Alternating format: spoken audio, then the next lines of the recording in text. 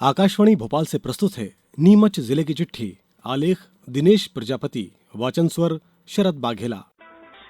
जिले की चिट्ठी में सबसे पहले बात स्वास्थ्य सुविधाओं की। राज्य सरकार ने जावद सिविल अस्पताल को 100 बिस्तरों और सिंगोली के अस्पताल को 50 बिस्तरों का बनाने की मंजूरी दे दी है। इससे इलाज की बेहतर सुविधाएं मिलेंगी। भविष्य में विशेषज्ञ डॉक्टर, आधुनिक उपकरण और नई स्वास्थ्य सेवाएं भी उपलब्ध कराई जाएंगी। नीमच में नशा मुक्ति भारत अभियान की शुरुआत साइकिल रैली से हुई। इस अभियान का मकसद युवाओं को नशे से दूर रखकर खेल और अच्छी गतिविधियों की ओर प्रेरित करना है।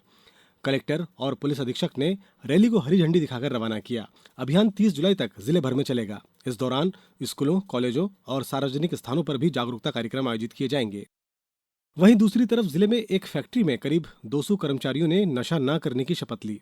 कर्मचारियों ने मानव श्रृंखला बनाकर युवाओं से नशे से दूर रहने की अपील की। ये कार्यक्रम प्रदेश भर में चल रहे नशे से दूरी है जरूरी 2.0 अभियान का हिस्सा है। जिले में कम बारिश से किसान चिंतित हैं। अच्छी बारिश की कामना के लिए ग्रामीणों ने घास बावजी धाम पर पूजा और यज्ञ किया। बड़ी संख्या में लोग इसमें शामिल हुए। लोगों ने अच्छी फसल और सुख समृद्धि की प्रार्थना की। परंपरा के अनुसार कई परिवारों ने खुले स्थानों पर भोजन भी किया। श्रद्धालुओं का कहना है कि यह परंपरा वर्षों से चली आ रही है और गांव के लोग हर साल इसमें भाग लेते हैं। आपातकाल के दौरान जेल जाने वाले लोकतंत्र सेनानी वेणीराम पाटीदार का 75 साल की उम्र में निधन हो गया। उन्हें पूरे राजकीय सम्मान के साथ अंतिम विदाई दी गई। पुलिस ने गॉर्ड ऑफ ऑनर देकर श्रद्धांजलि अर्पित की। नीमच में आचार्य महामंडलेश्वर स्वामी कैलाशानंद गिरी के स्वागत में भव्य शोभायात्रा निकाली गई। शहर देर रात तक भक्ति के रंग में डूबा रहा। स्वामी कैलाशानंद गिरी विशेष विमान से नीमच पहुंचे। उनके सम्मान में धर्म सभा का भी आयोजन किया गया। जिले में रेड क्रॉस भवन में निःशुल्क नेत्र जांच शिविर लगाया गया। इसमें 200 से ज्यादा लोगों की आंखों की जांच की गई। जरूरतमंद मरीजों को मुफ्त दवाइयां, चश्मे और ऑपरेशन की सुविधा भी दी जाएगी।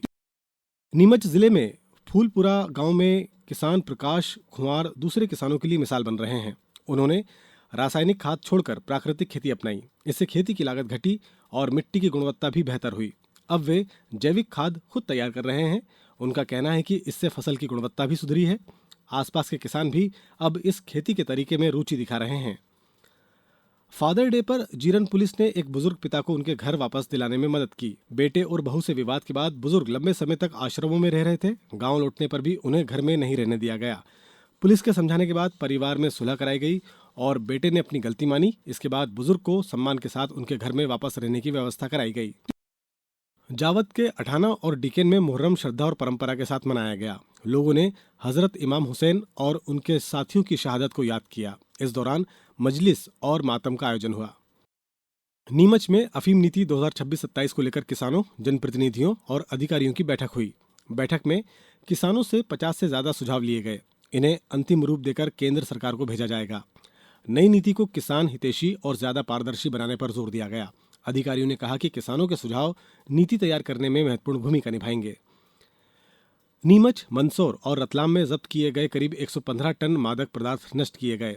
इनकी कीमत 200 करोड़ रुपए से ज्यादा बताई गई है। कार्रवाई न्यायालय की प्रक्रिया पूरी होने के बाद की गई। नशीले पदार्थों को सीमेंट फैक्ट्री के बॉयलर में नष्ट किया गया। अधिकारियों ने कहा कि यह कार्रवाई नशे के कारोबार पर सख्त कार्रवाई का हिस्सा है।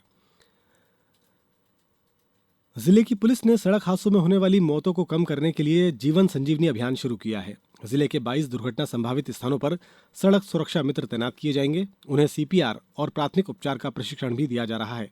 इसका मकसद हादसे के बाद घायल लोगों को समय पर मदद पहुंचाना है। नीमच नगर पालिका ने शहर को हरा भरा बनाने के लिए पौधरोपण अभियान चलाया है। जून महीने में शहर के अलग अलग इलाकों में करीब 80,000 पौधे लगाए गए। अभियान की शुरुआत पर्यावरण दिवस पर हुई थी। इसके तहत पीपल, नीम, जामुन और आम जैसे पौधे लगाए गए। नीमच जिले की चिट्ठी समाप्त हुई।